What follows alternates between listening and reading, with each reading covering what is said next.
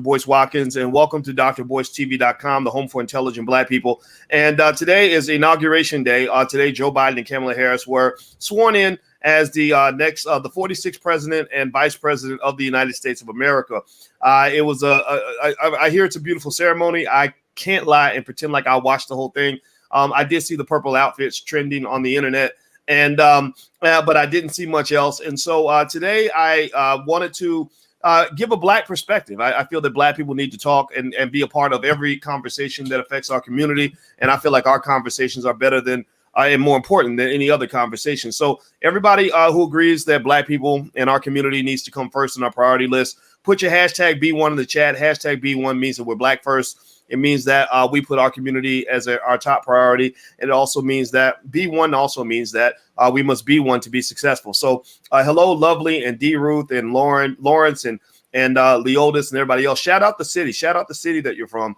I know a lot of you are coming in from all over the world. So shout out your city, and everybody's welcome. Even the people who are not Black, even the white people can listen in if you want to, but this is our conversation. All right. So today we're going to talk about the inauguration, and I'm going to mention the names of each guest one by one. And then I'm actually going to start when I call on the guests with the questions and comments. I'm going to literally go across the screen in the order in which they appear on my screen. So the first guest is Marcus Small. Marcus Small is a filmmaker who made a great film called The Melanin Code. The Melanin Code, put a yes in the chat if you saw The Melanin Code. It is a great film. Marcus did a great job. How you doing today, brother? I'm doing all right. How about yourself?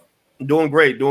And also we have Dr. Charm Timms. Dr. Timms, I met Dr. Timms at Tariq Nasheed's event down in Atlanta, and my sister tore it up. She's very smart, just extraordinary. I remember you talking a lot about health and as well as other things, though. Dr. Timms is a very smart Black woman. How you doing today, sister? Hello. Thank you for having me, Dr. Boyce. Glad you're here. And we have John F. Thomas. John F. Thomas is an award-winning filmmaker, writer, and director out of LA. What's going on, John? Hey, what's going on? I hope everybody's doing good, and I'm glad to see everybody here. All right, and we have Tony Lindsay. Now, Tony is out of your Brooklyn, right? Is that where you're from? Yeah, Brooklyn, New York, brother. And you're also a filmmaker. That's right, because your film is Where Hearts Lie.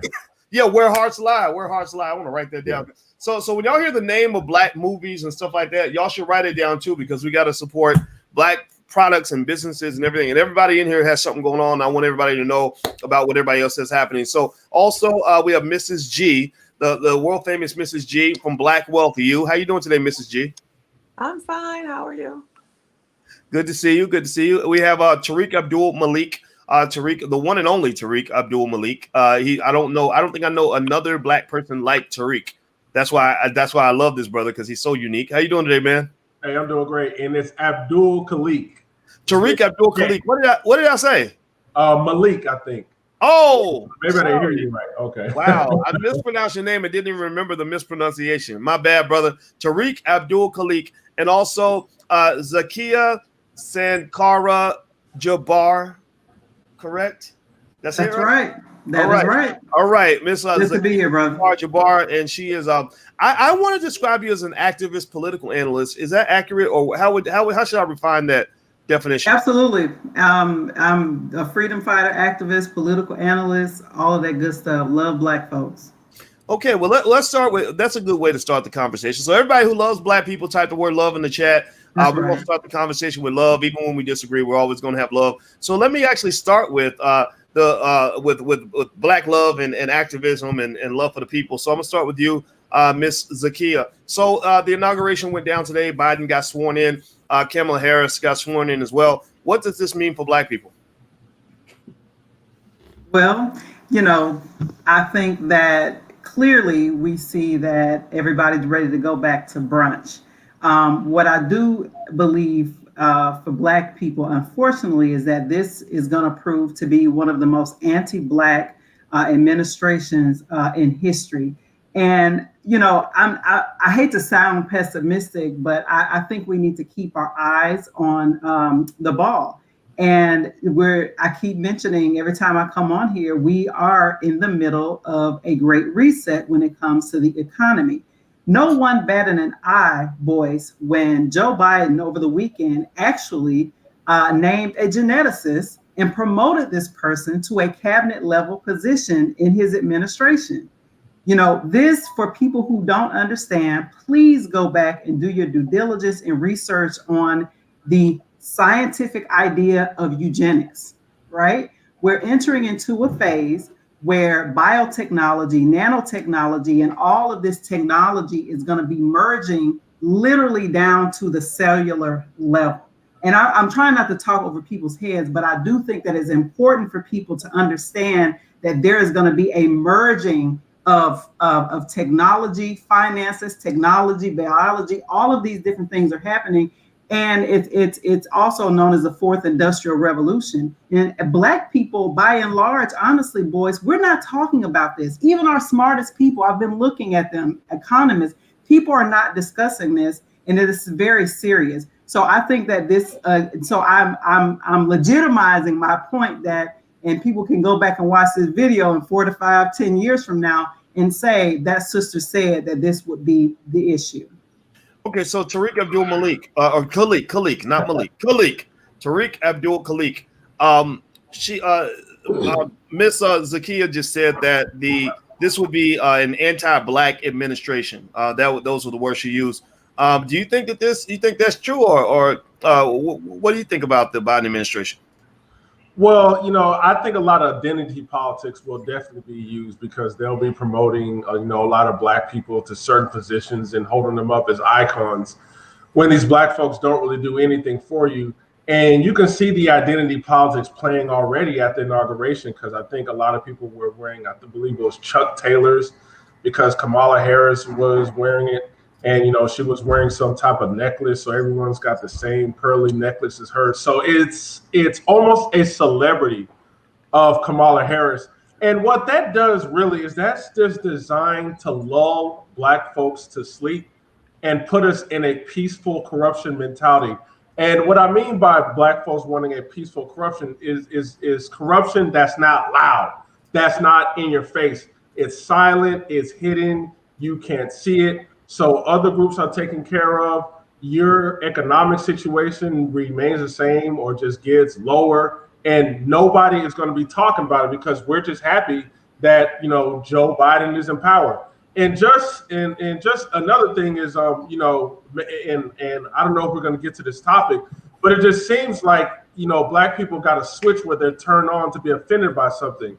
And I say that because I find it quite interesting that Snoop Dogg all of a sudden is praising Donald Trump when he hated Donald Trump this entire presidency, but he's praising him when he got a pardon. So it's almost as if we know the Democrats aren't going to do nothing, but we're too afraid to ask them for anything. So, Mrs. G, you live out of the country, and you're kind of watching this from the safety of another shore. Mrs. G, can you hear us?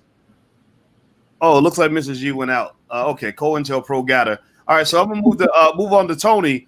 We can go back to Mrs. G. So, Tony, do you think we saw the whole thing with the Chucks, and we saw the whole thing with the with a lot of the people being elevated as icons and things like that.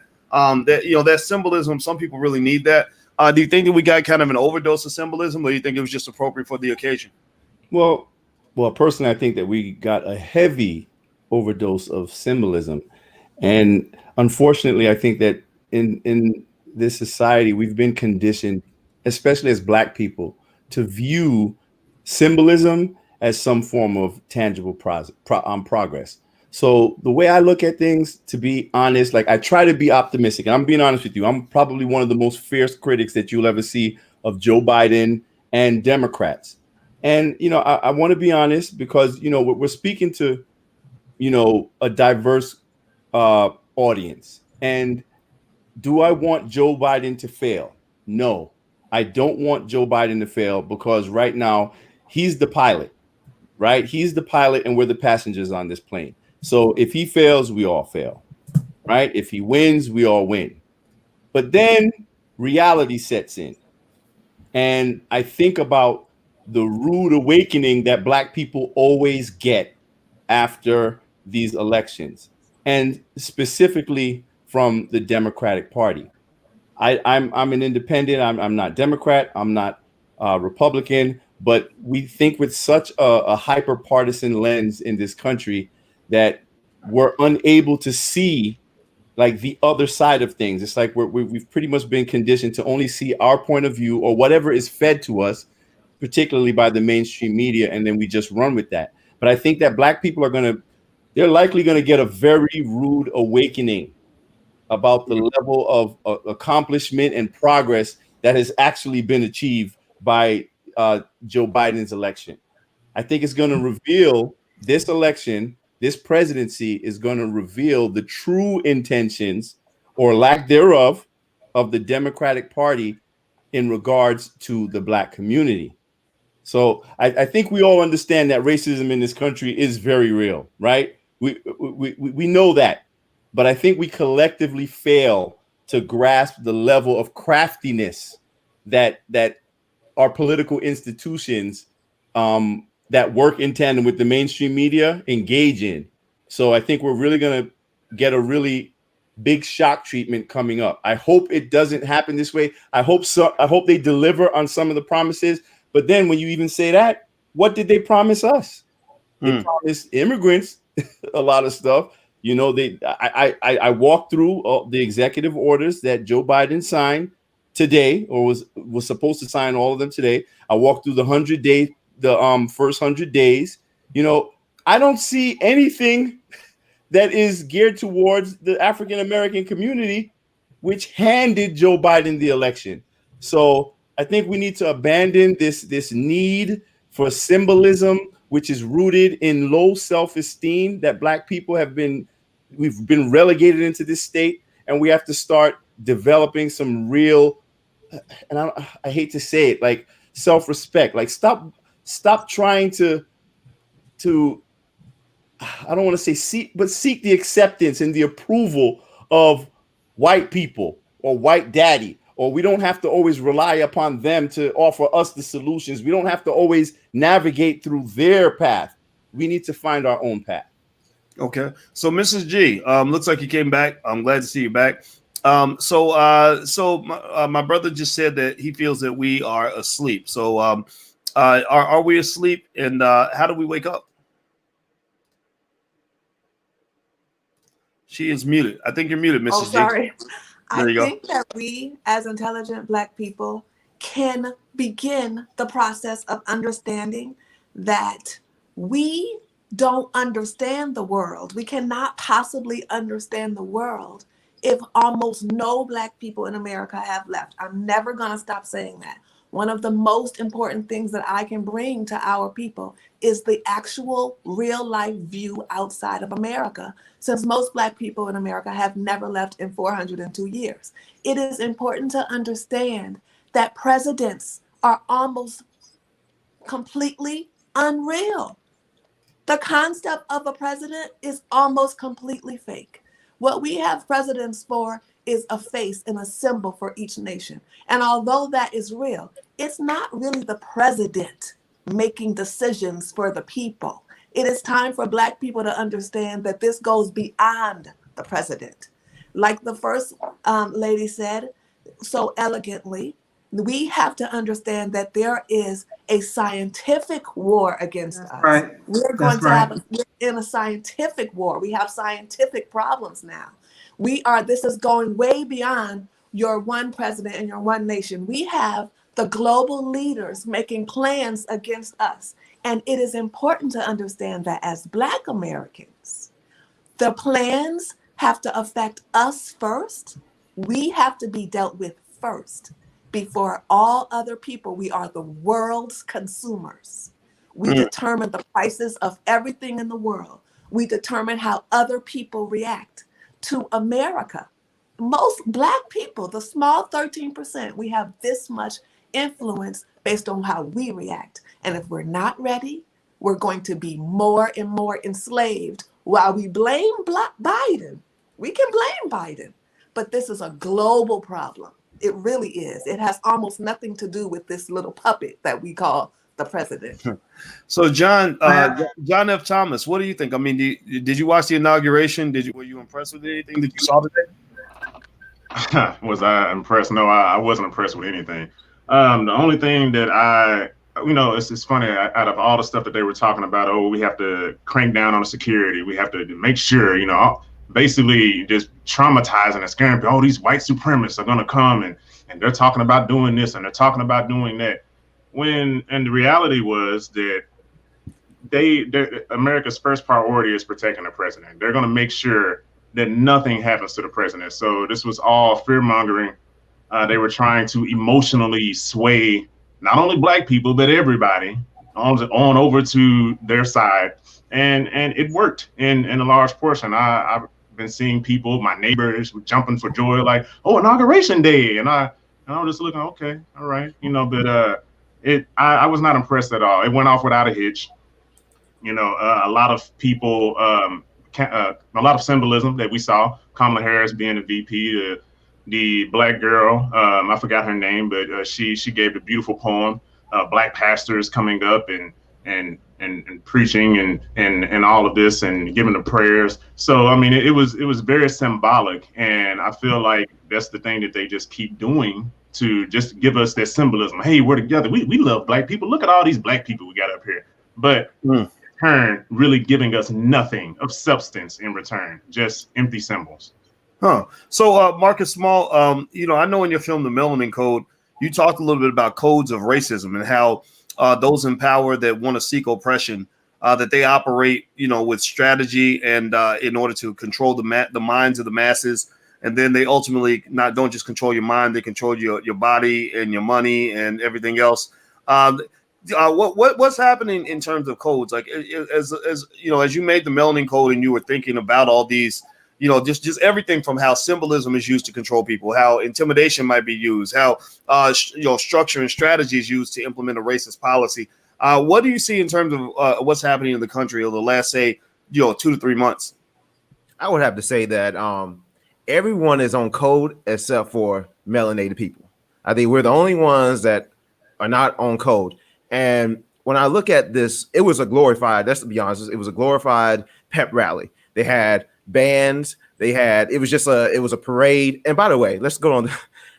If this inauguration was the most white, I guess, like, it reminded me of the colonial days when there was a marching band that was coming. I think it was like the army or something like that. I was in the band, so this is why I reference this. It was a marching band that came, they played their song and whatnot. And then there was another band that followed behind them. It looked like they were literally about to go to war in the Civil War. So it just looked very, as diverse as it seemed. It was still very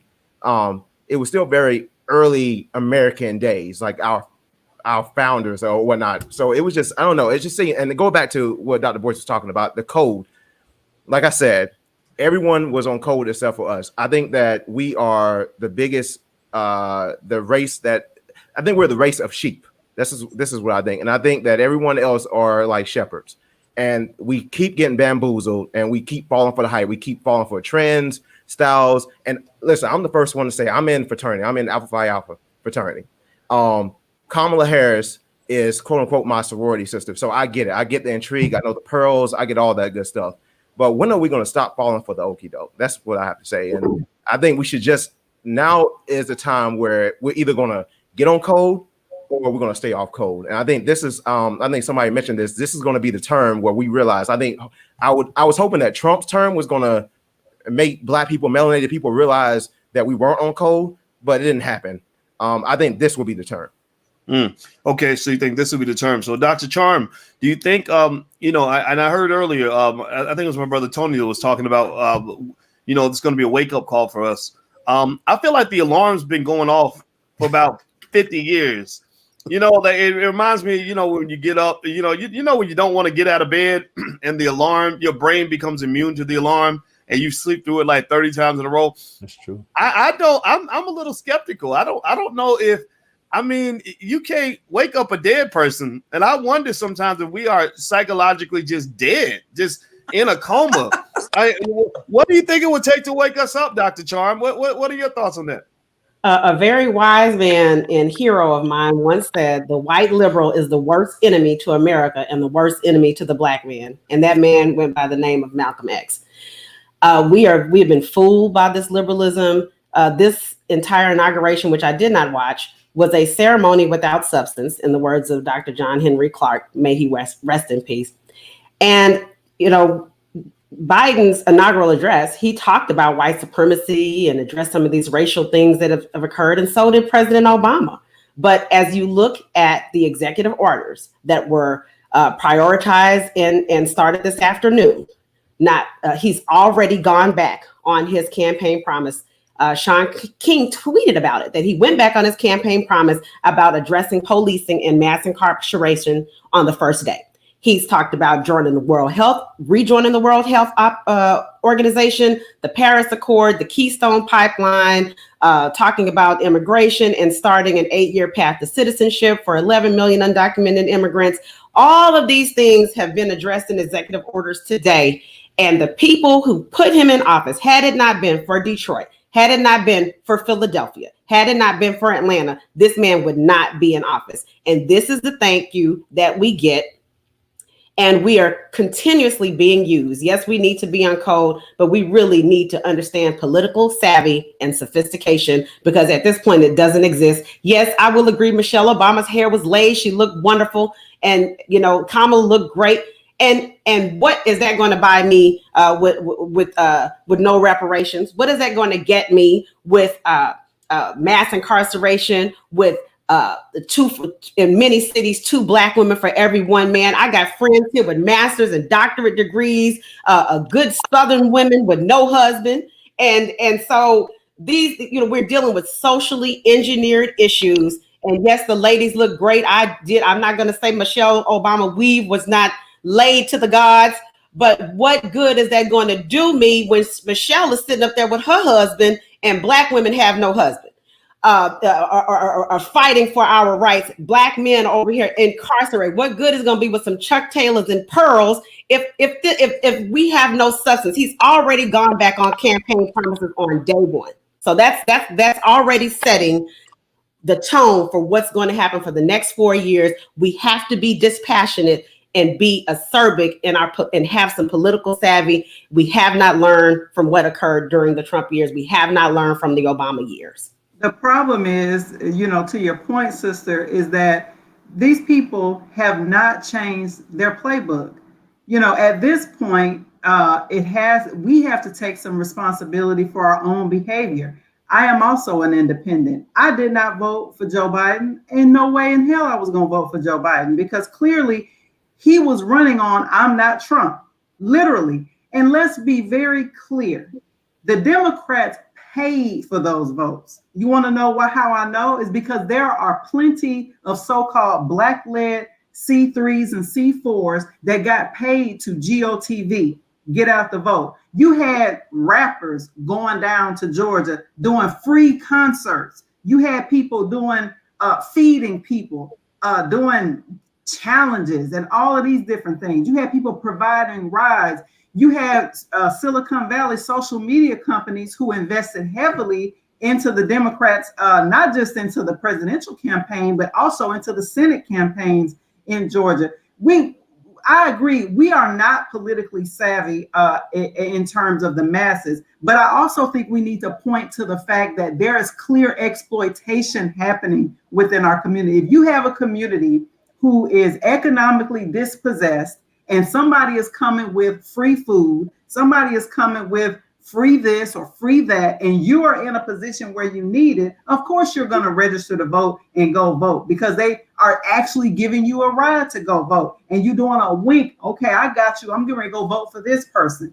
That's exploitation to the highest, and we don't have that language. We're not calling out people in our own community who are taking advantage of getting millions. You got $1 million activists out here.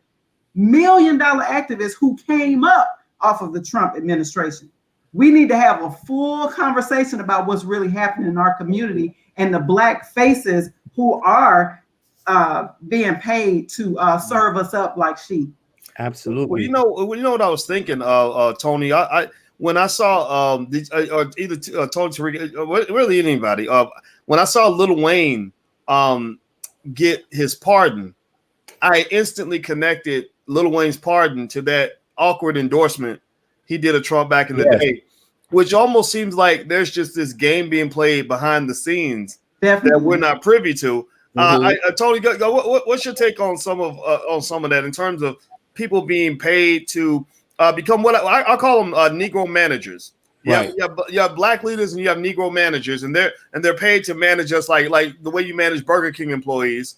I'd be curious to know your thoughts on that. Yeah, I think that it was very obvious actually. And if we were paying attention to the news lately, you would see that Donald Trump was actually offering pardons for $2 million a pop. So I think it makes complete sense now when we see the Lil Waynes and the rappers or whoever it is kind of giving these like weird endorsements of Trump. But I think this is also indicative of the larger problem that we face when it comes to the quote unquote gatekeepers, right? There's a certain class of black people that is allowed the keys to the gate, right? To the gate of the corporatist element, to the mainstream media, the access that they get to the elite class. And these people are set in place to keep us at bay, to keep us controlled, to keep us calm, to keep us dumbed down. And, and to what Zakia was saying, we've been falling for this for a long time. And it's the same playbook over and over again. And I think that the fact that we're seeing this same playbook, it shows the complete lack of respect that they have for us. And, they don't even respect you enough to even appeal to your intelligence anymore. I mean, we get what is it? Booty to the polls and twerk on Washington. Right. That's how they appeal to our level of political sophistication as black people. So so it's really about educating us and let's like making this.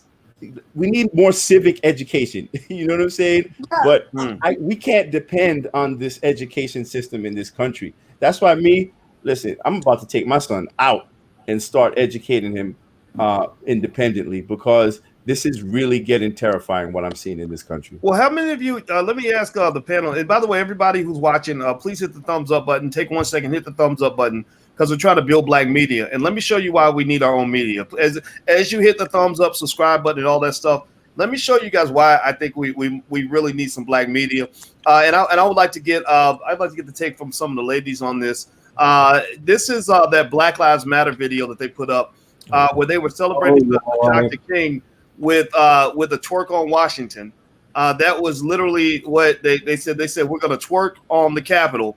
So they had a video that got over 1 million views of a woman twerking on the steps of the Capitol. I can't make the image bigger. I'll try to get a bigger one in case you want to see it it's supersized. But anyway, so she's twerking on the Capitol. And what was interesting is that this was not just, a random person's Instagram page. I mean, this is Black Lives Matter, which is has been made by white media to be the face of this Black liberation movement, which obviously I'm sure many of you would object to that. It is. I'd like to actually, I want to run to you, Dr. Charm, because Mrs. G, you spoke on this very eloquently, and I feel like it's important to ask the ladies about this first, because as a man, you kind of freeze up. Like, okay, am I impeding on your freedoms as a woman by saying that I'm not comfortable with a twerk on Washington as being the way to celebrate Dr. King's birthday? So I'll start with you, Dr. Charm. When you saw that video, did you see it when it first came out? Did you hear about it? I saw it, and look, I have been doing African dance for over 25 years. This is twerking comes from the Congolese dance. These are traditional African fertility rites, and I have been known to take a twerk class or two myself. But you will not see me twerking on the Washington Monument. Washington, who had slaves that escaped on his birthday and taking their teeth and pulling them out and wearing them for his own. It's insulting. It's disgusting to Black women. I'm not surprised that this is Black Lives Matter that put this out, because they have such a diversion in their message. They don't even know what their message is. They're begging Biden for a meeting and can't get one.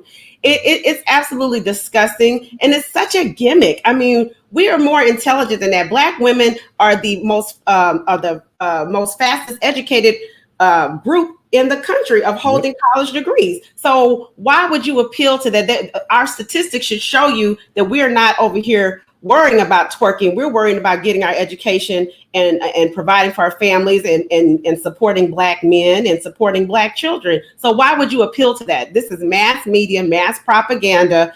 And I'm not, I love to twerk, but I'm not going to be twerking on the video on Martin Luther King Day, for God's sake. It's insulting to him. It's insulting to his family. Well, shout out to Dr. Charm for twerking. Well, that's a funny thing too. It's kind of like, there's just a way that things should be done, right? It's like if somebody goes out and uses the bathroom in the middle of the street where there's children walking up and down the street and everything else, and you walk and you say, hey, we don't want to see all that. It's not like, so the person, it would be weird if they turn around and say, like, what, you try to pretend like you don't use the bathroom too? We all use the bathroom. What's wrong with using the bathroom? You taking away my rights to take a dump, whatever, right? Like, no, we're not taking away your right to use the bathroom. We just feel that there's a time and place for these things. And my children are right here, and we don't need to see all that, right? And Mrs. G said something that I thought was really interesting. And anybody in the panel can jump in on, just gotta do like that so I can point you out. But Mrs. G used the word porn. She said, I saw porn. And I didn't think of it like that, but then I did do kind of a gender switch. And I said, yeah, if it were a man doing something, anything like that around children, it would definitely be porn. And I think maybe because we're so touchy about infringing on a woman's right to do what she wants with her body that we're not calling it for what it is. Does anybody else have a thought on this? I mean, and it is funny that Black Lives Matter. Two things about Black Lives Matter that's fascinating. One is they've collected $10 billion. I was just about to say, follow the money, brother. Okay, but you know what, Zakiya, I'm gonna take it to you because I want to talk about that money, that $10 billion they collected, and nobody knows where that money went. And then two, they were telling everybody to go vote for Biden and Kamala, and they can't even get a meeting. They can't even. Biden said thank you, we've used you, good luck in your life, and he isn't even calling them back. Zakiya, what are your thoughts on all of everything I just said? So certainly, I thought it was extremely disrespectful. Obviously, African dance, I love it. I can't say that I actually can do it very well, like the other previous sister was saying, but context matters, right? And again, propaganda, we've all talked about it. It's a distraction. And I also think that it was done to cause shock and awe, quite honestly. It was done to, for us to actually be sitting up here talking about it right now. But again, as I say with everything, always follow the money. This is a global economy, and it's all about keeping certain people in their place, distracted, right? Talking about this instead of keeping our eyes on the prize, which is in terms of policies and practices that our community needs and deserves.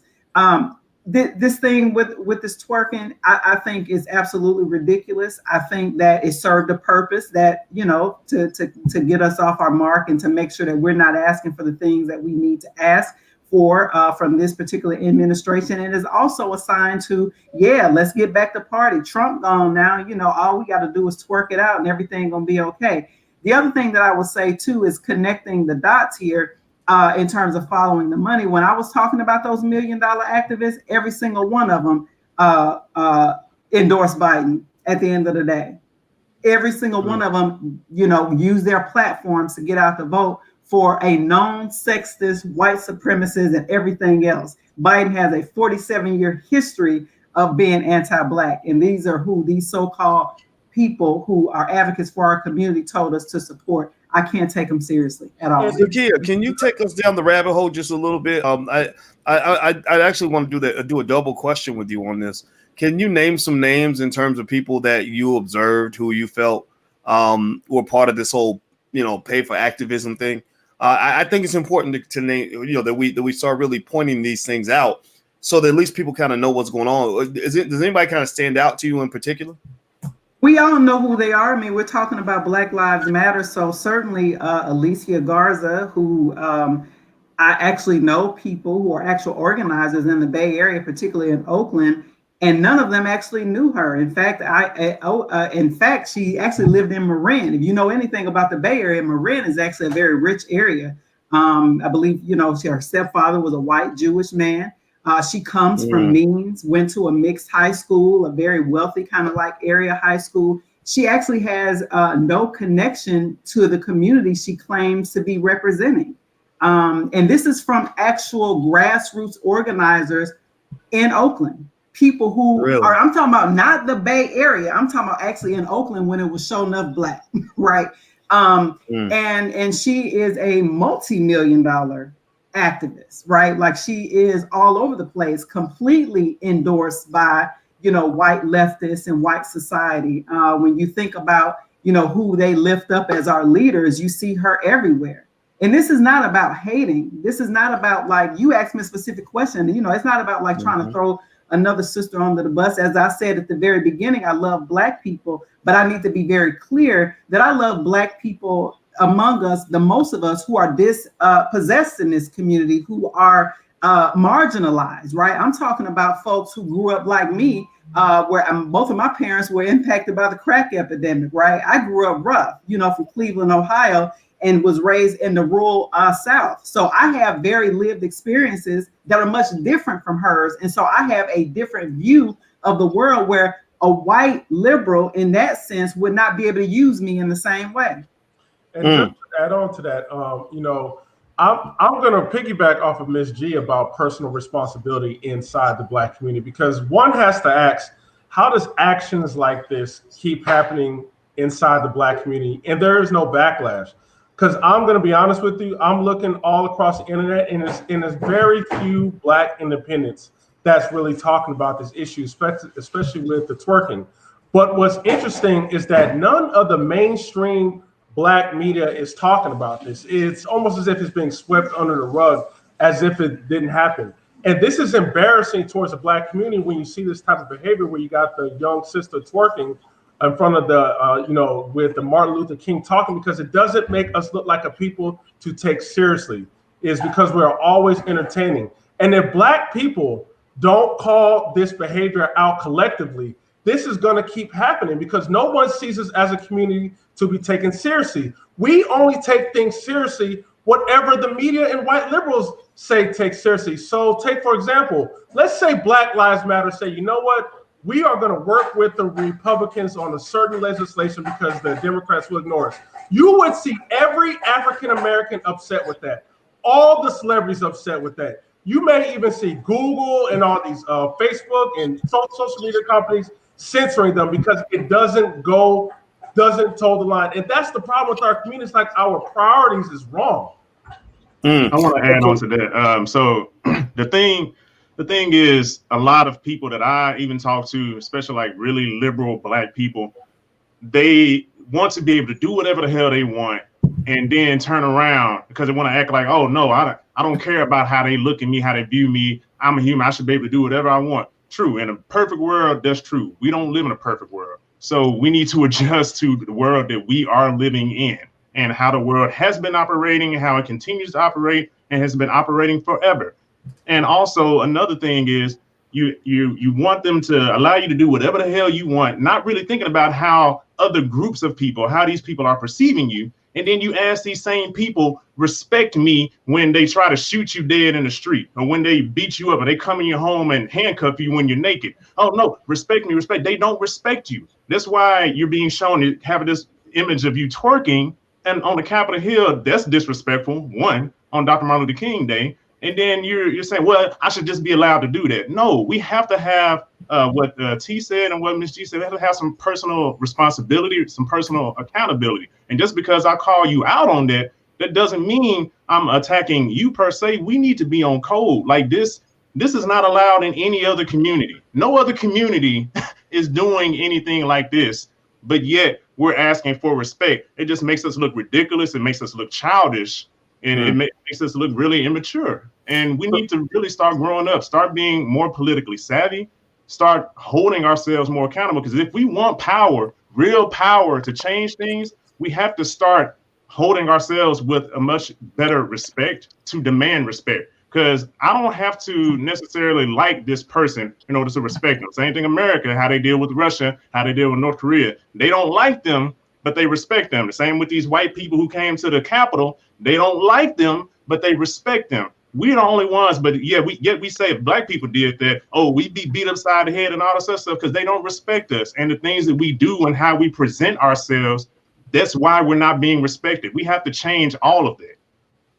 So Marcus Small, when he talked about again about being on code, what area? I love the fact that I remember in your film you had Neely Fuller talking about codes used to control black people in all areas of activity, almost everything that we do, and so with this with some of the things that are just mentioned by Zakiya in terms of creating fake leadership to manage us, or John and Dr. Charm talking about the image of black women twerking as a way of somehow showing allegiance to Martin Luther King. This also speaks to a power of media, right? That controlling media is a very important part of this, which almost says that when you talk about filmmakers like yourself and Tony and John, etc., that we're really coming after that and really saying, okay, let's at least make sure that we have that media ownership piece as one of our core agenda items would be important. Do you agree? Yeah, I totally agree. Media, we need our own black media.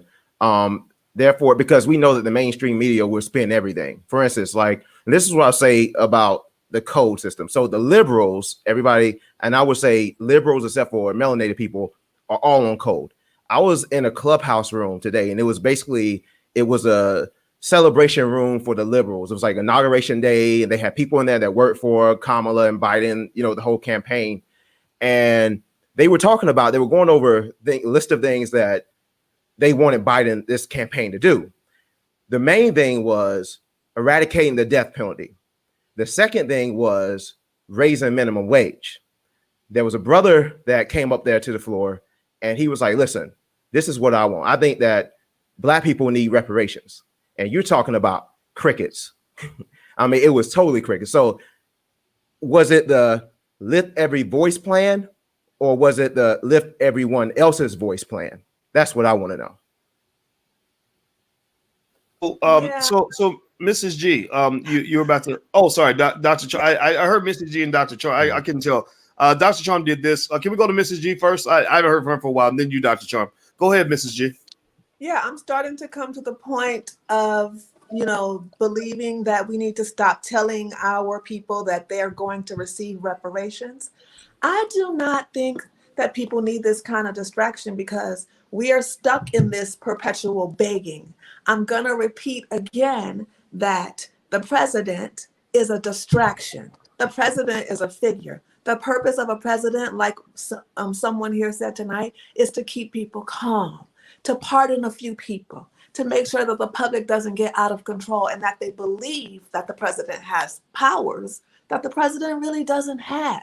But as far as Black people are concerned in America, we need to understand that although we keep chanting Black Lives Matter, in reality, Black lives don't matter. They don't. We want all of this respect. We keep asking for it. We want reparations. We keep asking for that. We are 13% of the population. We stay at 13% with all of the abortion clinics that are out almost every Black neighborhood in America. And we need to understand, if we're going to seek power, we're going to have to look outside and learn the global view, not just the inside view of politics, because this is globally happening. We're trying to fight some type of war. We're trying to fight something and we don't know how to fight it because we only can see a small percentage. What's really happening is America is being controlled by the global plan. We have a global plan that's happening. It needs to be understood. Stop talking about this small thing. And it also needs to be understood that Black Americans are supposed to be slaves. You're not supposed to be free. You were brought to America to be a slave. You were still in America to be slaves. We're high-paid slaves who think we have freedom, yet we don't have a passport. Why? Why do we not have passports? Why do almost 0% of Black Americans don't have a passport? It cannot actually be explained. Most people have 1,001 reasons, but it's unacceptable. You're not being able to leave the plantation called USA, not even for a visit because you don't have a passport, not even for an emergency because you don't have a passport. That's enough with the excuses. Understand, slavery was never abolished, ever. I agree with that because I'm gonna be honest with you. When I left the United States of America, and I thank my dad for having me travel when I was a young boy, you really see the United States and how they affect other countries, how their foreign aid to dictators oppress other countries, how they fund foreign wars, just fund chaos with other countries. And then you look, and then when you come back in America, you see the American people just totally lost, don't know what's going on. They talk about a whole lot about Russia, but Americans don't even understand the Russian-Ukraine conflict. They don't understand that this hyper rhetoric to go after Russia can actually lead us into a nuclear war. But it's like we don't even understand that stuff because, like Ms. G said, we have never really traveled outside to see how the world views our country. That's true. Okay, so Dr. Charm, go ahead. I've been to 9 countries, and I think it's great to get a passport and all that. But traveling has shown me that the image of Black people in America has been colonized amongst everything else. And we don't have to leave our shores to understand the condition that we are in this country. Requesting that a debt that is owed to us be paid is not begging, and it's not asking. This is the debt that is owed. I just finished doing genealogy on my family. I'm still I'm at the point now that I'm gonna have to hire a professional genealogist, but I was able to get all the way back. Just found out that we had slaves in our family in Mississippi and Tennessee and Virginia. I'm from Houston, Texas. I had no idea. I was going through census records and looking, got up to 1840 and then 1820. And my great grandmother was 101, was a sharecropper. We got her on tape. I listened to a tape of her from 1991 before she died, talking about the fact she didn't say I was a sharecropper. She said I was a slave. We didn't have any rights. They paid us when they wanted to pay us. I have family land in Texas, in the rich oil areas that was stolen. And I'm sure that there are other Black people that have gone through this. And so we don't have to travel, though travel is great, to understand the condition. No, we do have to travel. When you see that, and when you see that. Wait, so hold on, hold on, Mrs. G. Let Dr. Trump finish her point, and then I'd like to hear your rebuttal. Please go ahead. With the twerking on the Capitol, back to that, we didn't stop it at the point where Bernie Sanders had an interview with Cardi B. We didn't stop it at the point where Joe Biden did an interview with Cardi B just during the election cycle. And so you have a disrespect there. So then we tolerated that. Then, of course, we're going to tolerate somebody twerking on Martin Luther King Day. And then you see, and I listen to Cardi B music, but when Cardi B had WAP playing and her little daughter wandered in, and so she hurried up and jumped up and turned that shit off so quickly.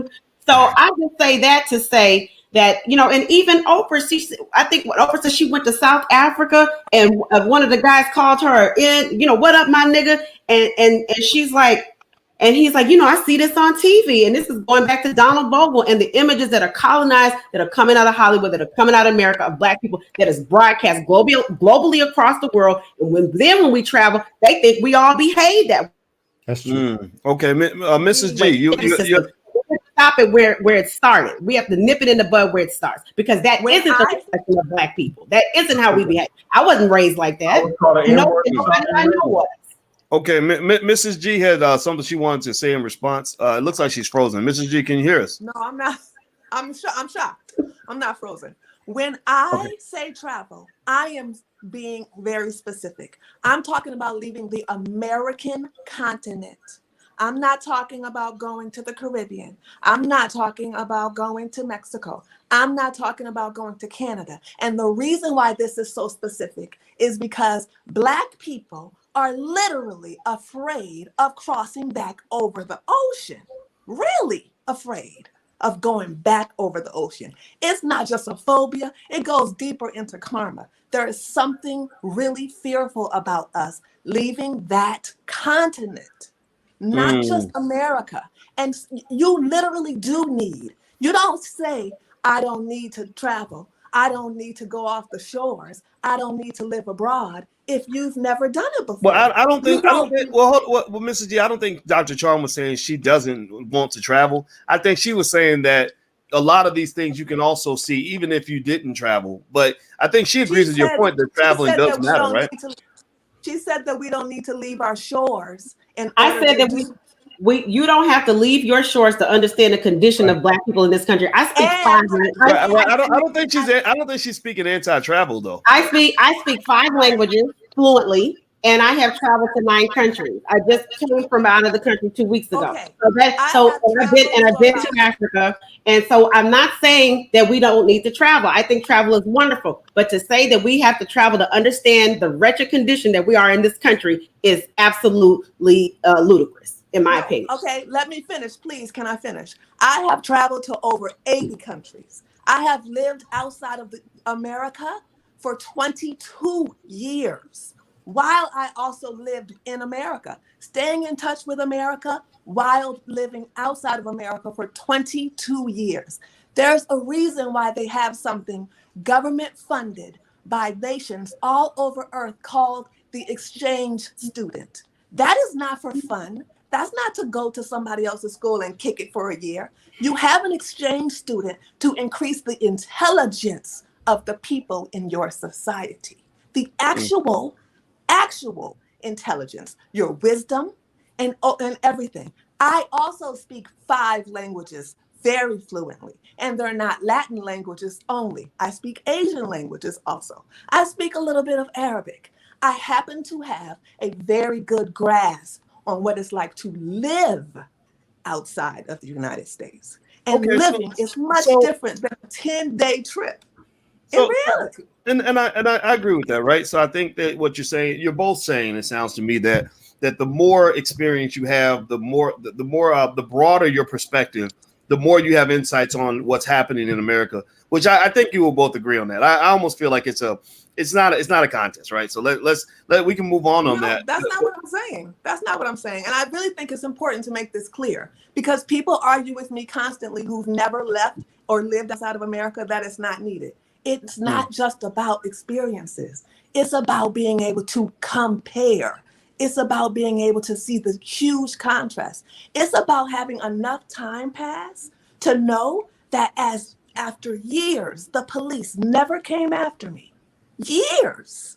You don't know that on a trip. You don't know after years that you never feared for your life. You don't know that after a few days. You only know that after years.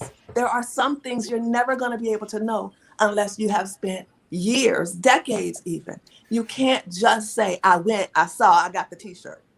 Okay. So what about let's go deeper into that then. Tony, I haven't heard from you for a minute. I'd be curious. Okay, so Mrs. G makes a valid point about the importance, or at least the opportunity that we have to live in other countries. And I agree with that point. You know, I have not been in another country for more than 6 months at a time. But even then, I noticed a difference. But years at a time, there are people that do that as well. Why do you think that there aren't more Black people who just pack up and go? Like, what do you think it is? I mean, you know, we do have a birthright here, right? This is our country too. We built this, you know, so that's an argument. But also, it almost seems that some of us have that mental block that we think we can't fly farther than, you know, Detroit or Los Angeles, that we actually can't just keep going and go to another country altogether. What are your thoughts on that, Tony? Well, I think it's a combination of both, but I also think that when you look at it, it's like sometimes we can only go as far as we see or what we're exposed to. And when we've been, let's say as Black Americans, when you've been taught like the whole time that you've been in this country that, like, let's say Africa per se is just a bunch of poverty and jungles and, you know, so it's like it always seems to go back to the media from my perspective, which is why I always talk about the importance of independent media and Black media. But I think that there's such a stronghold over our perception that, so yes, I think there's a large degree of fear when it comes to us leaving this country. Yes. But I also think, listen, it's our birthright. Why should we have to leave and go anywhere? You know what I'm saying? I mean, there are debts that are owed. So I can understand both sides of the conversation. I do believe that you do get a better perspective when you leave this country.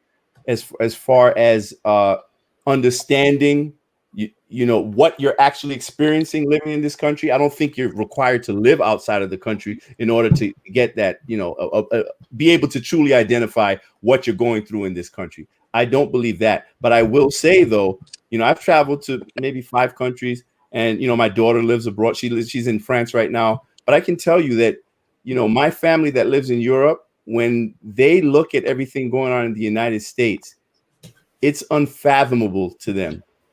Like what is happening in this They country. they think that I'm lying. But the thing is, a lot of their opinions about Black Americans are shaped by the media, American media, the propaganda machine in this country. So even when you look at, you know what I always suggest for our people to do, we have to watch media outside of this country. We have to watch BBC or watch RT or whatever it is. Yeah, right. Because we got to see other perspectives. We've been locked into one perspective in this country. So it always defaults back to the brainwash of the machine. So that's how I always look at it. So we're trapped. It's a mental slavery that we're still trapped in this country. So as far as the reparations argument is concerned, I do believe that African Americans have an absolute right to demand reparations in this country. Do I believe that should be the one hill that they die on? No, I don't, because I also believe that there are a myriad of other issues that still affect us and concern us in this country that we do have to pay a great deal of attention to. And I also think that we have to acknowledge that giving Black folks reparation in this country is just not, that doesn't help the status quo in any way. So it's like, I understand the demand, but I also have this realistic way of looking at things. And I don't want to say reparations will never happen. I believe that, yes, there's a true, it's a justified demand, but it's like, how is this system invested in giving Black people in this country reparations when they're still offering us twerk on the pole to vote videos and all of that? It's like, when you look at the reality of how seriously they take us and our level of political sophistication, you know, it's just, at the end of the day, 1 and 1 makes 2. So right. I just try to look at these. I think when we step outside just a little bit and just look at it from a grander perspective, outside of just our personal emotions and even, listen, we're right? If you're right, you can be right, but it still doesn't mean that you're right. And I know that sounds weird, but you can be right in your demand and your request, but it does not mean that realistically with the situation you're presented with, that may be the outcome. But what I want to do is I just believe that we need to be more well-rounded in our understanding and approach to our position in this country. And so let me jump in on that. Let me jump in on that though. You know, I think, and I want to ask Marcus. I want to tell Marcus this story, and I want to get your take on this, Marcus, because it was really happened. I really saw it. So I spent to Rose's point about living in other countries and being there for a long time. There are so many things. I mean, you don't know when you have a blind spot until you see the blind spot, until you're actually on the other side of that. So I went to Germany. It's about 2006, and I did a little research thing over there. I was there just 6 weeks, so it wasn't years or months, but it was 6 weeks. And when I was there, the whole time I was there, every time I turned on CNN, there was this war. At that time, the Israelis had gotten mad because I guess the Palestinians had killed a couple of Israeli soldiers, and as a result, they were bombing the hell out of the Palestinians. I mean, it was just completely disproportionate. It just really traumatized me to watch this every single day, because they were just blowing up anything and everything because they killed these 2 soldiers. But here's the point, right? So in my world, that war was everything. Like, that was the topic, the lead story every single day on the news every day. So check this out. I get home to the United States and I say to one of my friends, I say, man, what about that war? Right? It's like the way we might talk about the inauguration, right? Everybody knows, nobody knew anything about it. Like, there was no reporting on that war at all in the United States. And I said, oh my God, I'm in the twilight zone right now. And let me show you also, Marcus, I'm going to show you this. There's one thing I was researching while we were talking. Now, this is Time magazine covers. And people don't know this, but they changed the cover of Time magazine depending on what country you're in. This is Europe. This is Asia. This is South Pacific. This is the U.S. Europe, Asia, South Pacific, U.S. Europe, Asia, South Pacific, U.S. And it goes on and on and on. And basically, it seems like they have us living in this weird little bubble where we're not connected with the things that matter in the world, and also where we're just consistently fed misinformation. What do you think, Marcus? Yeah, I totally agree. And everything that's happening in our world is like our world, and vice versa over there. This reminds me when I went to Cambodia. I've never even thought about going there, but I had to go there for some business. But they had this place where it was like a schoolyard. It was like a school of some sort. And I guess it happened like maybe 100 years ago or sometime around there. It just seemed like it was a long time ago. But something happened where they basically they set up concentration camps there. And it was horrific. They still had the old clothes of people dying. They had people chained to the bed. You know, the pull-up bars. They had pull-up bars where they would hang people there and beat them and stuff like that. And over there, that was like the worst thing in the world to them. Over here, we had never even heard of that. We've heard of like the Holocaust and stuff like that, but over there, it's like that was their Holocaust. So, and when we talk about media, I also think that, so we have black media over here. We have black media in the Caribbean. I've been to the radio stations and TV stations down in Jamaica. Africa, I've never been to Africa, but I want to go there too. What we need to do as melanated people is we need to start cross-promoting and start cross-producing, because I feel that in Jamaica, the quality isn't the best, but they have good content, but the quality isn't the best. So why not have someone that's from America that has great quality, ship them to Jamaica for a little while and train them, and vice versa? Because I can learn stuff from Jamaica. Like I have an actual a freelance camera operator that does music videos in Jamaica, and he is like phenomenal. It's ridiculous how good he is. Very talented. They just don't have the equipment.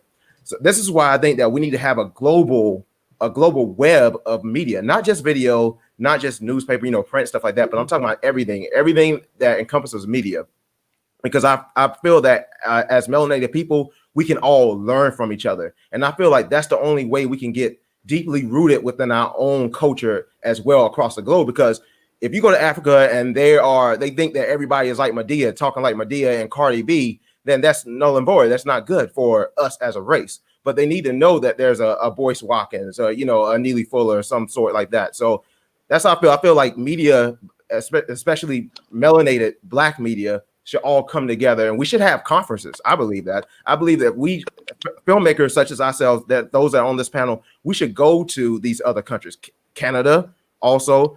That are really not considered like non-black, but they have a lot. I've gone to Canada, like Toronto. They have a lot of black people there. So why not? Let's just celebrate each other and let's learn from each other. Therefore, we can circulate our own news of that sort. Okay, so let me ask Zakia. How do we, circling back to Biden and Harris and everything in between? How do we go from being upset about our condition to actually kind of challenging the politicians? I hate politics. I don't like being involved with none of that. I did something with the Obama administration a few years ago, and it annoyed the hell out of me. But I do understand the importance of it, and I know that you have an understanding of the political system. What do you think are some basic things we might want to do as a people in order to make sure that our voice is heard moving forward? Absolutely. I think that we need to learn how to use leverage. I think we had a huge missed opportunity this time around, you all, a huge missed opportunity to use the leverage. And I have to say, in terms of the census, as you all know, we just did one in 2020. Our vote is actually going to, especially with Biden's plan on immigration, keep in mind, our vote is going to become less and less and less important. And we're not thinking futuristic. The other sister vibing with me in terms of this global economy. We do live in globalism. Like, we're entering into the fourth industrial revolution. I am going to keep saying that because Black people need to be very clear, and they need to read and do research. we're in a quarantine right now in many places, right? Please use that time to read. I'll share here really quickly, and I'm certainly going to get your question, Brother Boyce. On my YouTube channel, which is Real Talk with ZSJ, I have been doing a reading of the book called The Choice by Brother Sam Yet. And I'm not sure if Boyce, if you're familiar with it, or if any of the other panelists are familiar with it. But the reason why I'm reading that book is it was written in 1971, literally 50 years ago this year. And Sam Yet was warning Black people because he was the first Black White House correspondent for Newsweek. And he had access to documents and information that normal people would never have access to. And he literally put his career on the line and really sacrificed his entire life by warning Black people that we were obsolete to this system now, and that we needed to know the tools and strategies at that time of the Nixon administration and also of Moynihan. All of these things are connected to everything that I'm talking about today in terms of how technology, which we know that technology is now affecting white folks, which I haven't had a chance to unpack, but also had a lot to do with what you saw on January 6th. White folks are feeling the pinch that we have been feeling for decades. And the reason why we need to be very clear about this, be clear, the troops, I live in the DC region. I live in this region. And the media right now, we're talking about the media. If you listen to CNN over the weekend, if you listen to MSNBC over the weekend, hell, even Fox News, they're trying to condition people to get ready that troops will be in DC from now on. You want to know why? Because they're getting ready to do some stuff under the Biden administration. I start off by telling y'all this is going to be a very pivotal administration. They're getting ready to do things that's going to set white people off. And because we used to being oppressed, right? And I hate to say that, but we, the last time we set it off was in the 60s. And I don't see nothing like that happening right now with regards to Black people. We're pretty much controlled, at least in this country. White people are not there yet. So the plan is that the military will continue to stay there. And that is going to be their shield when white folks, they're coming for the Second Amendment. This is not a conspiracy theory. They actually been trying to come for it. They already coming for the First Amendment. They're in lockstep with the social media companies. Again, everybody follow the money. You can go to opensecrets.org.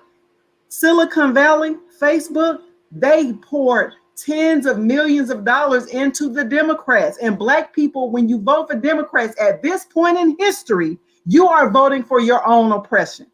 I don't know how else to break it to you. And so in terms of your question, what we actually need to be doing, I think, is that Black people need to be studying, and we need to be figuring out alternative ways to live. We need to figure out how to get away from smart cities, because smart cities is something else that's coming down the pike.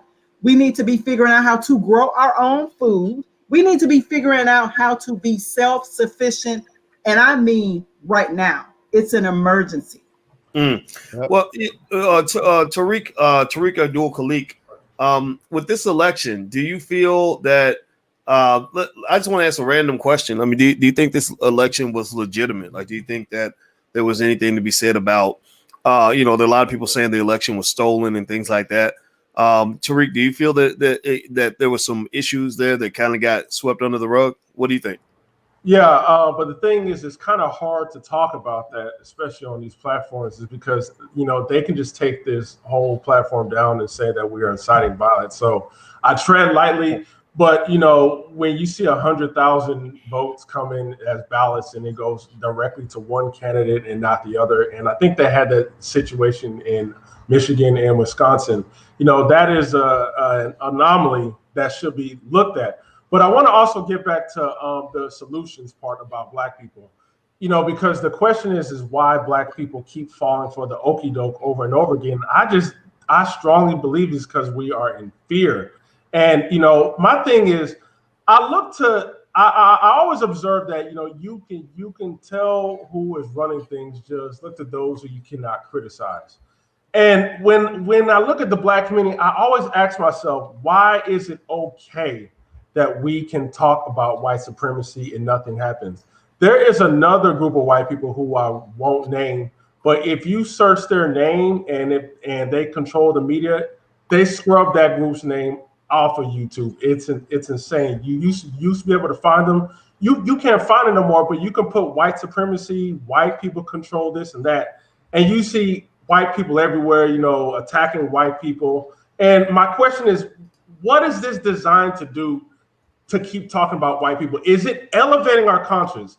Is it having us think critically? Are we moving in a different direction, or are we living in fear and coddling, and we're wanting them to protect us, specifically the liberals? So the solution that I would have for Black people is stop scaring each other.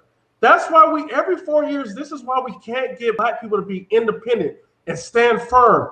If you don't talk about reparations, left or right, any Black politicians, if y'all don't talk about reparations, we won't vote for you. And don't tell me about no white supremacists running up on me, because I'm not scared of that. You've been telling me that year after year after year, and it's not happening. That's what I think. We have to stop scaring Black people and be more nuanced. John, one thing I was thinking about, John, was the fact that that there's always this talk about, they never really talk exactly about what is actually happening. They always talk about what might happen. Like, we end up being, it reminds me of this video I saw with this father.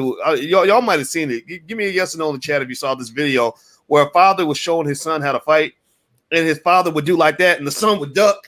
And he was like, no, son, don't duck just because you think I'm going to hit you. Like, react to what is real. Don't react to what you think I might do.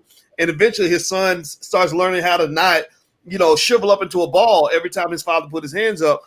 And I feel like that's Black people, that, or not even just Black people, but really just millions of people in America that, when I hear a lot of talk in media, I'm always distinguishing between, like, okay, are you talking about something that's actually happening, or are you talking about all the things that you believe are going to happen?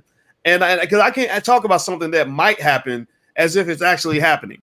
Like, you tell me, okay, you heard that the Proud Boys were going to go get a bunch of tanks and AK-47s and slaughter as many Black people as they possibly could. Well, show me some evidence that this is actually occurring. I need to know, if this is happening, then I'll be concerned. But I haven't seen that, right? And so you think about Inauguration Day. Again, remember, we had last week, we had that crazy thing that happened at the Capitol, where for whatever reason, now pay attention now, that $1 trillion military we have that's right down the street at the Pentagon, because this is DC. You're not talking about a random building. You're talking about the Capitol, one of the most supposedly one of the most heavily fortified buildings in the country, and probably top 5. And you got a $1 trillion military that's right down the street, and people were busting through the windows and didn't even have any weapons. They had no organized military strategy. It wasn't like an army came and attacked. It was a bunch of people that just basically got in because nobody was home to defend the building. That's not a coincidence, right? So now that that's happened, and now that we're using these terms, terrorists, insurrectionists, I forget what other terms they're using, but these crazy terms, almost like they've got an army where they're going to come down with the army and just do some terrible things in the inauguration. Inauguration happens, nothing goes down, it goes off without a hitch. It almost seems like I almost feel a little bit tricked again, John. I feel like they got us all hyped up, like, oh, it's going to go down right now, and everything was fine. What do you think about that in terms of those sort of mind tricks to keep you on edge and scared all the time? Yeah, it's basically like Stockholm syndrome, right? So they want us to believe that the Republicans are the enemies. Every year after year after year, they try to tell us, vote for us, don't vote for the Republicans, because if the Republicans get in office, we're gonna have those white people, they're gonna come in, they're gonna hang you, and they're gonna shoot you, and they're gonna do this, and they're gonna take away your jobs, and they're gonna do all this and do all of that. But the reality is, once we get them in office, what do? They give us jobs. But again, like I was saying before in the last video, these jobs only allow us to stay wherever we're living, especially if you live in an apartment, basically a month out of being homeless. That's all it does. They are not generating wealth within the Black community. They know what the issues are, and they know that there are guns being dropped into these cities, like Chicago, for instance, where there's a lot of gun violence. Because think about that. If all this gun violence, where are these Black people getting the guns? If we don't own ships, if we don't own planes, come on, brother. How are we getting these things? So this is like the left wing and the white wing working together to hold black people back. And here we are voting for our enemy who is acting like our friend.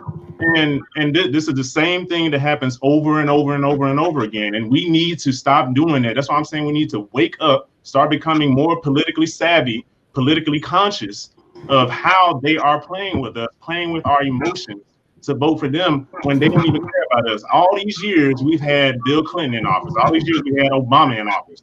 None of these weed things have been expunged. We still have black men in jail, black women in jail for using weed. None of this stuff has been solved, but yet we still voting for them to do what exactly? All right. Okay. So let me hear a little bit of an echo. So I'm gonna have to hit the mute button because I don't know what the noise is coming from. There we go. All right. So everybody, we got an all black panel. We're talking about the inauguration and what happened, what's going to happen with the Biden and Harris administration. I want to take 1 second to remind everybody of the importance of us building black media. So if you could do a couple of things, one, hit the thumbs up button, share, subscribe, all that stuff, because we're competing against the narrative. We're trying to make sure that our people have a chance to share our voice in addition to all the voices that are out there. Number two, when you hear the outlet that is connected to the individuals that are on this platform, a lot of folks smart folks on here that have great platforms and have made films. Zakia has a wonderful YouTube channel where she does amazing work. Please support them. Go hit that subscribe button on their channel. Write down. I'm giving you homework right now, but you're going to do your homework in class. Write down their platform so you can go support Dr. Charm and support Mrs. G and Tariq and John and everybody else, because that's really important. So I'm asking you to do that. I hope that you can give me a yes in the chat to confirm that the message came through loud and clear. So the last thing I'm going to ask the panelists to do before we head out, we've been talking for a little bit, is I'd like each individual on the panel to kind of give us some closing remarks, something that we can walk away with, maybe 90 seconds of Black Power, so that we can walk away feeling good and strong and accomplishing something, and maybe even a specific step that we could take. It's up to you guys to decide how you want to use that time. But I'll start with Mr. Marcus Small, maker of the film Melanin Code. Marcus, what will be your parting thoughts, brother? I would have to say, actually, a lot of points that were brought up today were actually in the film, The Melanin Code. John just brought up the whole thing about guns being distributed in our black neighborhoods. Dr. Boyce, you actually brought that up in The Melanin Code. Like, where are they coming from? The drugs and the guns can be traced back to the cartel in Mexico. That's how deep it goes, especially when it comes to Chicago. So I would encourage everyone, I know this is a shameless plug, but I would encourage everyone to go to view The Melanin Code. You can go to themelanincode.com, because what this documentary is, it's an instructional video and it's full of solutions. That's what we need. And it makes you think. So I'm not just telling you, giving you the blueprint, but also, and the people that are actually in the film are giving you the blueprint, but it's up to you to make decisions. It's up to you to think about it. So I would encourage everyone to do that. We're all about solutions. Now it's time to move forward. Trump is out. And by the way, I have one more thing to say. I'm not the biggest fan of Biden. I'm not a fan at all. And I'm not the biggest fan of Trump either. But it feels good to see those white supremacists to tear up, because I drink those white tears for days. So that's one good thing about it. You get to see them, bask in their sadness. So that's okay. But also we have our other fellow liberal white supremacists that are basking in glory right now. So I would encourage everybody, let's practice group economics. Let's spread this wealth so that we can take it up to the next level. All right. Dr. Charm, your parting thoughts. My parting thoughts are, we've talked about some politics and things like that, but racism and white supremacy is a public health crisis. And I have to say that as a physician. I'm a naturopathic physician in practice over a decade. And we've seen this with coronavirus. They're promoting the coronavirus vaccine, but they're not promoting the fact that a lot of the coronavirus and how Black people have really suffered from it is because of the lack of resources. And then when we get to the hospitals, we're being turned away, and we're getting there when it's so far gone that it can't be reversed. Perfect example, some of the community hospitals here in Chicago. I'm in Chicago, I'm from Houston. They didn't qualify for those CARES Act dollars. They didn't get those millions of dollars from the CARES Act because of the volume. That's how they were able to maneuver and say, hey, we're not going to serve and provide resources to these community hospitals that are in the communities, that are staffed by people who reflect those communities and serve those communities. University of Chicago has almost unlimited resources, and they got a large amount of the COVID dollars here. Some of the community hospitals on the west side and the south side are in danger of closing, had hired over $600,000 in expenses because of extra expenses because they had to have PPE for the nurses and doctors and everyone else who are serving people. So I say that to say that this racism that we're dealing with is so pervasive at every single level. It is constantly attacking us 24/7, and we have to be empowered. Racism is a public health crisis. A group of Black naturopathic female doctors and a few herbalists, 12 of us wrote a book called The Quarantine Kitchen. We have recipes and healthy things in there. Some, sea moss is very sexy right now. I want everybody to get the Quarantine Kitchen book, www.drcharmbook.com, because this is one of the ways that we can really combat this virus, is having a healthy immune system by improving our health. Mm-hmm.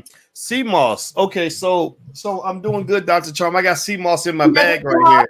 I don't keep hot sauce in my bag because hot sauce will kill me, but I got sea moss in my bag, so I'm doing okay. I get a thumbs up. Actually, hot sauce is really good for you. It has cayenne. Cayenne is helps with circulation. It opens the blood vessels. It's good for mucus and breaking up mucus. So let's not sleep on hot sauce. They come from Africa now. Come on now. Okay, all right. Well, thank you, Dr. Charm. Thank you. Okay, John F. Thomas. What are your parting words for us today? I would say, again, we need to start being more politically savvy. As I forgot who said it earlier, but we need to start reading more, start reading Powernomics, start reading books from Dr. Boyce. We need to just start reading all these different things that have not been told to us about how great our community is, how great our people are, and what can be done to move forward. We have to start demanding. Don't just ask for jobs, demand money for our Black businesses, building our industries, resources for our communities, giving us reparations, freeing our Black men and women and children who were put in jail due to weed possession, when white people are now building industries in weed and making money off of it, selling it the same weed to the masses, and they're becoming wealthy off of that. Holding Black politicians accountable and not just taking a check just to keep up the status quo for white America. And all these things that if these things are not given to us by these demands that we have made, because we have saved the Democrats' political asses time and time again, if they do not deliver on this, then we are withholding the vote. And I know somebody asked, like, well, what do we do? Do we vote Republican? I don't know, maybe vote Republican. Or if you don't want to vote Republican, if they're not offering anything, then we're withholding the vote. It is a quid pro quo. If you cannot deliver anything to our community, every other community practices this. The Jewish community practices, the Asian community practices this, the Hispanic communities practices this. That's why they are getting their immigration policies pushed basically first, because they did a quid pro quo. You do something for us, we do something for you. You take care of immigration for us, we vote for you. And we're the only ones that just like, oh, we need to vote because we need to save everybody. No, screw that. If y'all don't want to save us, then everybody's screwed. How about that? Because we've been living in hell forever already. We've been living in hell for over 400 years. I don't mind another 4 to 8 years of living in hell, because nothing really changes for us. It just changes for everybody else, and they try to make us feel bad. So if that's the case, if you can't do anything for us, then hey, everybody suffers. That's fine. Until you do right by Black people, everybody suffers. So that's why we need to start focusing in on us. All right. So Tariq Abdul Khalik, what are your parting thoughts, my friend? I just want to say, and just bring it back to the topic a little bit, the Biden administration is, in my opinion, as it relates to Black people, it will be designed to put Black people to sleep. Because a lot of us will be like, whoo, we finally got rid of Trump. Now, hey, party time. Now we can relax. And I don't like that feeling. I like that under the Trump administration, Black people were very upset, anger. But what I also saw is a Black community who understood politics better. I saw Black people talk about the House. I saw Black people talking about the Senate. I saw Black people talking about group economics and agendas, and just coming together and seeing what we can do to survive this. But now I just feel like we are going to be asleep and calm and just revert just back to how we used to be. We are human beings. What makes you as a human different from an animal is that you have the ability to critically think. Animals don't have that ability. That's why you can study them. That's why you can throw the same bait at them over and over again, and they latch onto the bait. You know why? Because they are predictable. Black people, we got to be unpredictable. Everyone knows how we behave under a Republican. We're angry, we are bad. We even call out our own who does not vote alongside us. It's sad. The black left and the black right, they don't even talk. I don't even know no other platform besides this one where you have notable black left, black conservatives, and black liberals coming together and talking to come up with an idea. They don't even do that. We're acting just like how these white liberals and white conservatives fight. And that's what they expect us to do. So, I just want black people to just break out of this la la land. Stop being so comfortable and predictable and become unpredictable.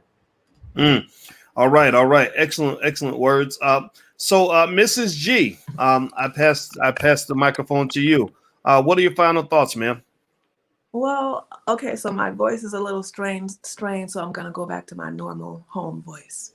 But the main thing that I wanted to say is that media is pure lies. And I learned that in like 1998 while standing on the Champs-Elysees talking to my mother on the cell phone. And she told me that I need to get inside because live on the news, they were looting and killing people and setting things on fire. While I'm standing there at the exact same time that she's watching this alleged live news, realizing for the first time in my life that America literally makes up live news too. There was nothing happening on the Champs-Elysees. You can see the beginning of it to the end, and it's the biggest street in Paris. There was nothing but people walking around shopping. And my mother is watching on CNN, people killing, looting, shooting, and all of these things, and it was completely fake. So I want to be clear that I only can learn that because I was outside of America. I learned that when I was 22 years old. And I also want to say that it's very peculiar to me that Americans will fight and argue me down, that they don't need to understand the world and how it works outside of America. Why would we reject an emergency plan? Why would we remove the option of having a plan to leave by not even having a passport? We should be smart enough to understand that our country doesn't care about us and we need to have at least the option to have a second home somewhere. We call and try to make people understand that you can come with us to Senegal. We operate in France and we operate in Senegal. And we don't have to deal with things that people have to deal with in America. It's just unheard of.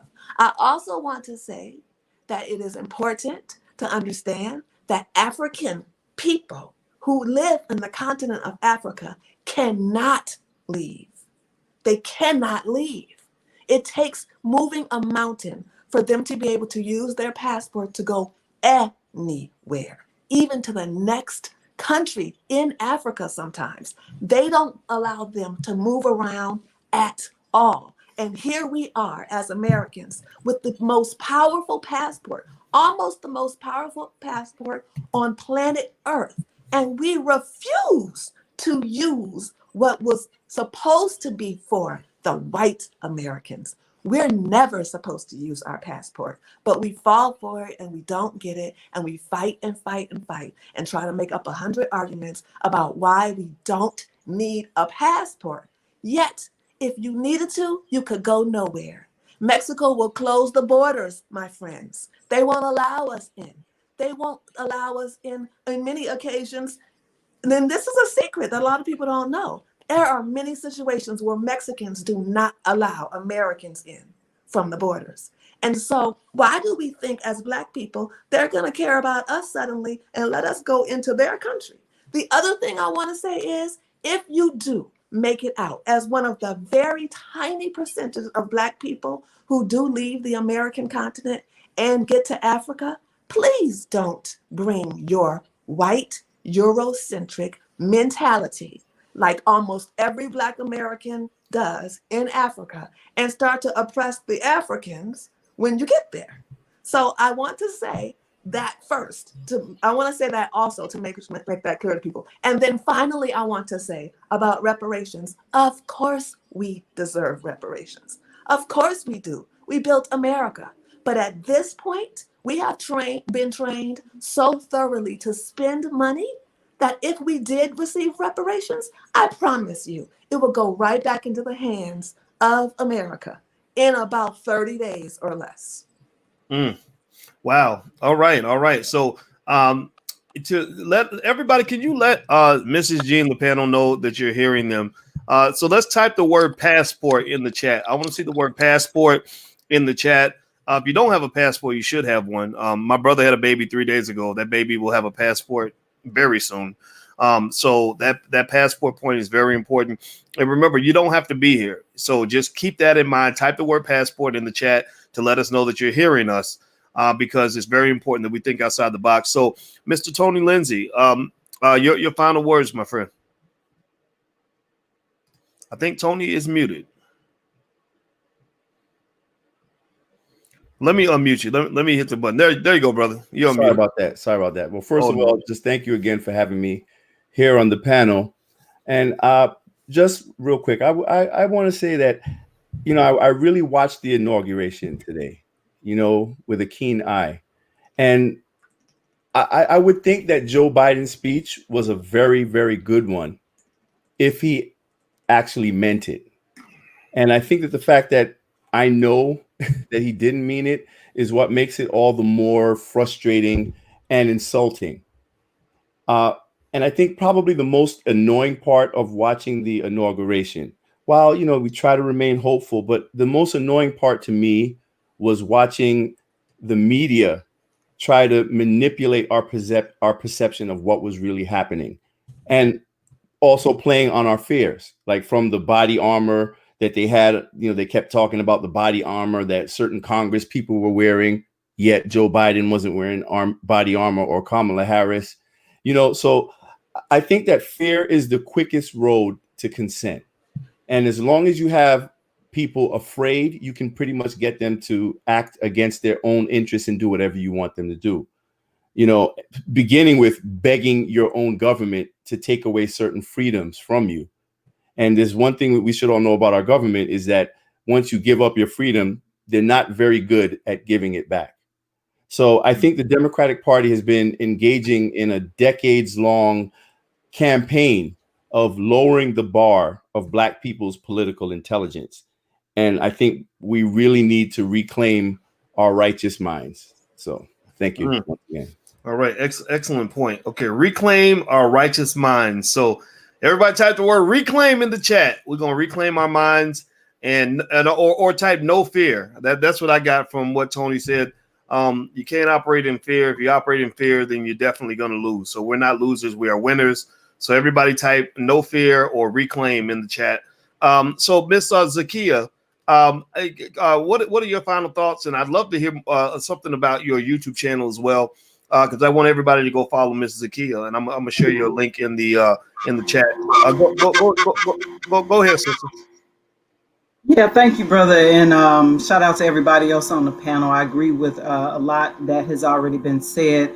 In terms of, my final comments, I'll try to just sum it up with, a few things that I've already discussed. Number one, I think that as a community, we need to get very serious. I'm at the point where I think that Black folks actually need to withhold the vote in 2022 when they try to drag us out again to get our votes. It wasn't even a week before Joe Biden backtracked after he went down to Georgia and told Black folks that if you vote for the 2 Georgia senators, you'll get a $2,000 check. Now he's talking about $1,400.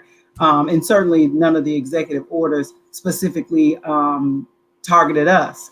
He certainly doesn't support reparations. We have to get past this idea that representation is enough. The further thing that I think that we need to do in a way that's in love is that we have got to deal with the gatekeepers, the traitors in our community who are paid millions of dollars to speak on behalf of us when they're not speaking on behalf of the majority of our folks. And finally, people need to be very diligent about studying and understanding and making the connections. I agree, no fear. We have to become a people where we're not allowed to be manipulated by fear, because right now that's exactly what's happening. When it comes to 2022 and 2024, I think that, withholding the vote should be an option. Also, voting for other candidates or voting third party. I have been voting third party for the last 10 years now. I actually did not vote for President Obama the second time. I had already woken up to the Kool-Aid. I've been on this program before, and I've talked about, I've actually worked in politics at the local and state level. So I'm not like here on the outside looking in, not understanding the process. I understand the process very clearly, and the process is not working for us. And finally, I do think people should follow my channel. It is Real Talk with ZSJ on YouTube, and my handle there. You can see that for Twitter and Instagram to follow me there, because I am reading banned books that will actually help to elevate our consciousness and help us to make the connections that we need to make in order to make the right decisions for ourselves and our families and our community. So thank you for the opportunity to be here. All right. Everybody, if you could give a digital round of applause to the panelists. I appreciate all of you for taking the time to come and join us today. And also, I hope you are jotting down their platforms so you can follow them and support them. This is where famous people come from. This is where how media is built. You are an important part of this process. You're not just a passive bystander. You are part of the team. We can't do this by ourselves. We are not here to build, super Negroes. We are here to come together so that all of us can win battles together, right? So there is no black leadership stuff going on here. Everybody's a leader. I want you to lead your household. I nominate you right now to be president of the United States in your house. The man, you are the king. Your wife is the queen. And also, I also want you to understand that you have a great degree of equity when it comes to how your life turns out. Now, let me give my quick final thought. I want to share a picture with everybody in the panel. I want everybody in the audience, as you hit the thumbs up button, I'm going to ask you a question. Tell me if you recognize the brother in this picture. Does anybody recognize the brother in this picture? Type, if you know his name, type his last name. You might know his last name. And so I'm going to give you a second to tell me if you notice who this person is. If you don't notice him, what about now? Anybody know his name? What's his last name? Type his last name in the chat. Remember this? So there you go. There's probably the most famous picture. All right. So that is Officer Goodman. I don't have his first name in front of me. Eugene Goodman. I think that's his name.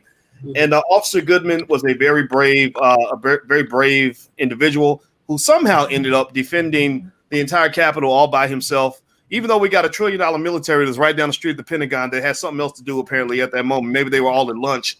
I don't know. I just I've seen the local mall have more security than that, but that's beside the point. We won't get into that. But here's the thing. So Officer Goodman, good for this brother. Proud of him for being brave. He served his country. I have a respect for soldiers. So if you served your country, God bless you. I have a tremendous amount of appreciation for that. Now, here's what's interesting. So I happen to be engaged to a beautiful black woman who is an expert on the subconscious mind. And one of the things that she mentioned, and she's not as radical as me, but she did mention this. And she said, they have him on the screen and they're narrating how wonderful it is to be protected by this man. They said, "Oh, he's protecting us. Look at him. He's protecting us. He's such Officer Goodman. He's such a good man." And so when she said that, when she talked about how this commentator was gloating about how Officer Goodman was protecting all of us, I said, "Oh, that's meritorious manumission." Dr. Claude Anderson writes about that in Powernomics, where Black Labor, White Wealth, where slaves were rewarded for protecting white people. Go look it up. It's a real thing. I'm not making this up. And then she also mentioned something about the subconscious mind. She said, "Oh, that's mind control." She said, think about it. It's perfect. He's a good man. So here's a good man, this black man. We're going to put him in front of you. He's a good man. And if you want to be rewarded, if you want the butter biscuits, if you want to be celebrated on TV, then go be a good man like this man and go defend some white folks. And then we're going to love you. And I thought that was really interesting. And so it made me think about mind control. And the mind control is very real. And if you don't think it's real, then that means it's because you're probably a victim of it. But the best way to understand mind control is to take a moment and to become conscious of it, right? It hits you when you're hitting your unconscious mind. It hits you when you're not paying attention, when you are asleep. But I want you to wake up. When they talk about what it means to be a conscious black person, that basically means you wake up, you're aware, you know what's going on. It's harder to manipulate somebody who's looking around. So let me tell you a story about mind control that was real fascinating. I think this is a perfect story that applies to black people. I saw this guy. I put it on my Instagram. If you want to go, my Instagram is The Real Boyce Watkins. If you want to see the guy actually telling the story, I'm going to try to repeat it. Hopefully I'll do it okay. So basically he was a military guy, and he wasn't even talking about black people or anything, but it was a perfect analogy. He said that there in a cage they had 5 monkeys, and they had a stool in the cage, and what they did with the 5 monkeys is they put bananas at the top of the cage, and monkeys are smart, and so the monkeys figured out if I climb up on the stool, we can grab the bananas. So the first monkey jumps up and climbs on the stool and grabs the bananas, and they spray them down with cold water. They spray all the monkeys down like with this freezing cold water that hits them hard, and they're all traumatized and in shock, like, you know, what's going on there? You know, and so they stop for a minute, and then one of them tries again. He jumps up on the stool, tries to get the bananas. They spray them down with the water again. So the monkeys eventually, about the 3rd time, they gave up. They realized that every time they climb on the stool, they're gonna get sprayed down. So the monkeys just sit there and they chill. They're just like, okay, we're not gonna go after those bananas because there's a penalty associated with that. So then what they did was they took out one of the wet monkeys and they put in a dry monkey. Now this monkey didn't know anything about the oppression occurring in the cage or the trauma or anything. He just came in and he saw bananas. So he's like, oh wow, look at that. There's bananas at the, you know, so he jumps up to grab the bananas. And they don't spray anybody. What happens is the 4 wet monkeys jump on him and just beat him down. You know, like don't you do that. You do that, you're going to get in trouble, right? And so then what? So now you got 4 wet monkeys and 1 bloody monkey. So they take out another one of the wet monkeys, and they replace him with a dry monkey. So you got 3 wet monkeys, 1 bloody monkey, and 1 dry monkey. Same thing happens. The dry monkey jumps up to get the bananas. All the monkeys beat him up. And they keep on repeating that process until you get to the point where you've got no more wet monkeys. None of the monkeys have ever been sprayed. All of them are bloody because all of them got beat down for trying to get the bananas. And so they put in another dry monkey. He jumps up to get the bananas. All of the bloody monkeys beat up the dry monkey for trying to get the bananas, even though predictive programming. Even though none of the monkeys had actually experienced any sort of penalty for going after the bananas. They just know that this is the way things have always been done. This is what you're not supposed to do. You're out of your place by doing this, right? And it made me think about the way we approach the election. It made me think about all the black people that worked harder attacking Ice Cube for asking for something from the politicians than they actually would go. They would never go after a white man the way they went after Ice Cube, right? And it was fascinating because this man was fighting on your behalf. Why at the very least you could have walked away and done nothing, but for some reason you felt the need to jump up and try to punch him out for trying to actually do something for black people. And I think that the mind control is really deep in our community. And I think that what we're dealing with here is that it's not going to go away. If I were them and this white supremacy thing was working for me, I wouldn't change a thing. You know, because they've got millions of people that are going to fall for the same trick every single time. But I think that those of you who get it, those of you who are alert and awake, I encourage you to be courageous and to lead. And that means that when the bloody monkeys come up and try to start punching you out because you're jumping up trying to grab the bananas, you maybe you have to punch back, or at the very least you can ignore those people, right? So what I'm just saying to you is that really doing the right thing, I believe, requires you to be okay with the idea that some people are just not going to like you. Some people are going to get mad at you. I got banned. I don't talk about it much, but I literally got banned from Ebony magazine because of my positions on politics. One of the lead editors said, we will never publish anything from Dr. Boyce Watkins, right? So this kind of thing happens. But if you're doing the right thing and you're doing it for the right reasons, for the right people, then you don't have to worry about anything, because I already know that Black power is strong, and that Black excellence is always more powerful than white supremacy. And I believe deeply that more Black power is on the way. I believe that we get our strategy together, we get our minds right, we stick together, we support each other. I think we can have so much power and capability that we don't have to worry about what anybody thinks. And that's my story, and I'm sticking to it. So thank you guys for joining us tonight. This has been awesome. And please thank the panelists one more time. Hit the thumbs up button on your way out. And thank you very much to the panel for joining us tonight. I look forward to talking to you all very, very soon. So God bless everybody. We'll see you soon. Bye-bye.